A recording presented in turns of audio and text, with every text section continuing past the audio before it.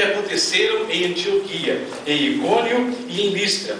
Quantas perseguições sofri, e o Senhor de todas me livrou. E também todos os que piamente querem viver em Cristo Jesus. Quem aqui quer viver em Cristo Jesus? Tem certeza? Então tem uma bênção para te falar. E a bênção é: todos quantos os que piamente querem viver em Cristo Jesus padecerão perseguições. Ai, pastor, que bênção é essa? Está na Bíblia. Está escrito. Eu acho muito interessante.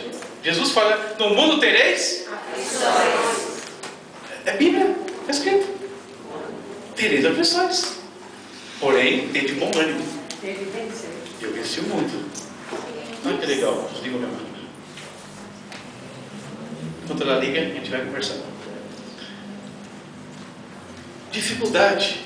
Tempos difíceis. E agora, uma coisa que é importante a gente saber, queridos: para quem foi escrito tudo isso? Quando Paulo escreveu esses dois textos, para quem Paulo mandou essa carta? Para quem? Sim, mas para quem em última instância? Para os filhos de Deus. Os homens traidores, obstinados, presunçosos que ele está falando aqui, ele não está falando para a turma de incrédulos, ele está falando para quem está aqui dentro. Os traidores, os desobedientes, os insensíveis, ele não está falando de fora da igreja, ele está falando de dentro da igreja. Já viu? Obrigado. Percebem? A primeira coisa importante que nós temos que entender que a Bíblia foi escrita para nós. E nós temos a mania de pegar a Bíblia e virar para o mundo. Eles nem sabem que é a Bíblia. Quem sabe que é a Bíblia é você, sou eu. Nós sabemos o que é a palavra de Deus. Nós podemos estar nessas situações aqui. E não os de fora. Quando a Bíblia usa a palavra ímpio, o ímpio não é o de fora. O ímpio é aquele que é de dentro e não vive segundo o Evangelho. Esse é o ímpio. Nós podemos ser ímpios. Desculpe, se você botar uma senha aqui, é facinho, quer saber qual é? Eu falo para vocês. Deixa eu ligar agora. Nós corremos riscos. E o que é pior, se nós corremos riscos de ficar de fora, você imagina o risco que está correndo aquele que não conhece Jesus Cristo. Se eu que estou dentro corro o risco de não entrar, de não chegar até o último dia, e aquele que está fora, o que ele faz? A esperança dele é uma só. Óbvio, é Jesus Cristo, mas a esperança dele é uma só. Para ele chegar até Jesus Cristo. E a esperança está aqui, ó. Se nós falharmos, eles não têm esperança nenhuma.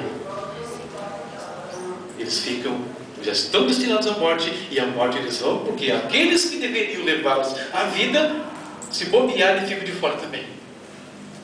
Então os últimos dias são dias abençoados? São dias de grande expectativa? São. Mas são dias perigosos também, que requer toda a atenção da nossa parte, todo o cuidado da nossa parte. Por isso que Jesus dizia, né? Ele disse: vigiai e orai. E a sede, né? Não tem jeito, né? A sede ainda me lembra ITQ. Tanto não porque eu fui diretor, porque eu estudei no ITQ lá em 83 até 85. E eu morava aqui na Vitorino Carmilo, aqui atrás, uma pensão.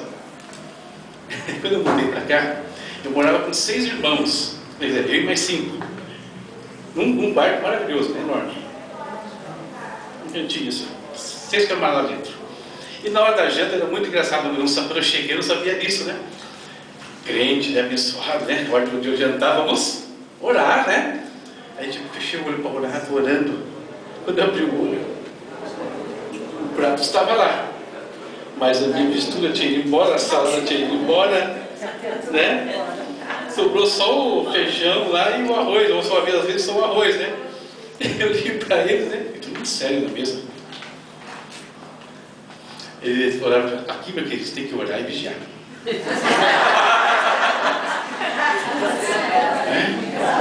que orar e vigiar, senão tem que ela sair mistura.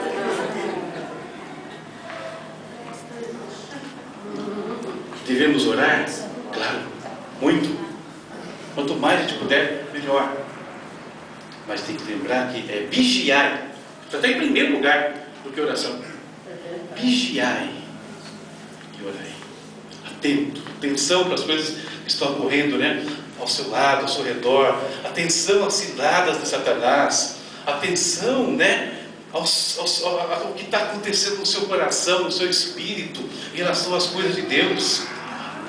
Quem Ele está no sou eu. Atenção.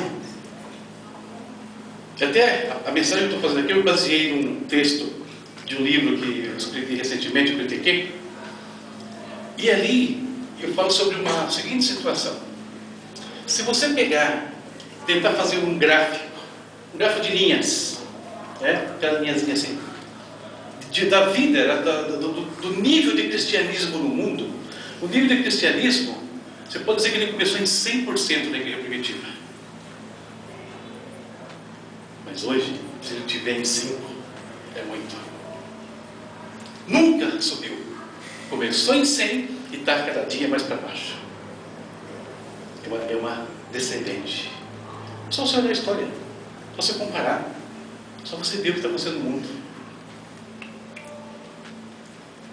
Ligou aqui, voltando, graças a Deus. Mais um texto que eu queria que você quis. Você fechou Timóteo? Deixa aberto Timóteo. Timóteo é o homem da vez. 2 Timóteo capítulo 4, versículo 1 ao 4. Conjuro-te, pois, diante de Deus e do Senhor Jesus Cristo, que há de julgar os vivos e os mortos, na sua vinda e no seu reino, que pregues a palavra, instes a tempo e fora de tempo, redarguas, repreendas, exortes, com toda a longanimidade e doutrina. Porque virá o tempo em que não suportarão a sã doutrina, mas tendo comichão nos ouvidos, amontoarão para si doutores, conforme as suas próprias concupiscências, e desviarão os ouvidos da verdade, voltando às fábulas. Percebe? De novo, o quadro do fim não é bom.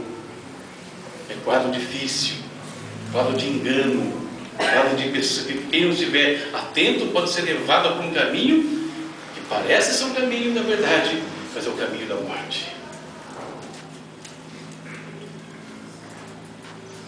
Como é o mundo de hoje? Eu queria falar duas coisas agora. Começando a gente dar uma pensadinha no mundo de hoje. Como é que é a sociedade do século XXI? O mundo de hoje, queridos, se você der uma olhada, e não precisa você ir muito longe para ver isso, ele está completamente longe de Deus e se afastando de Deus cada vez mais.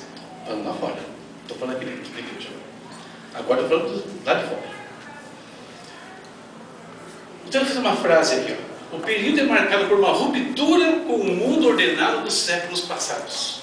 Ou seja, até algum tempo atrás, as coisas, as leis, tudo era feito se pensando com uma base cristã.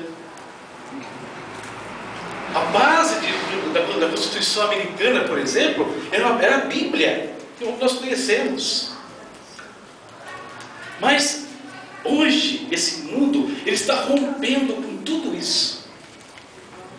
Tudo aquilo que era base, que era princípio do passado, hoje não vale mais. Vou dar alguns exemplos para vocês. Mudança completa lá fora. O que isso é importante para as pessoas que vivem nesse mundo hoje? Então, anotei algumas coisas aqui. E que... Não vou falar sobre isso agora. Vou esperar um pouquinho. Primeiro item, que as pessoas hoje andam atrás dele. Consumismo desenfreado. As pessoas consomem demais e sem necessidade. Isso é uma característica do mundo de hoje, das pessoas do mundo hoje. eles não podem ver nada novo.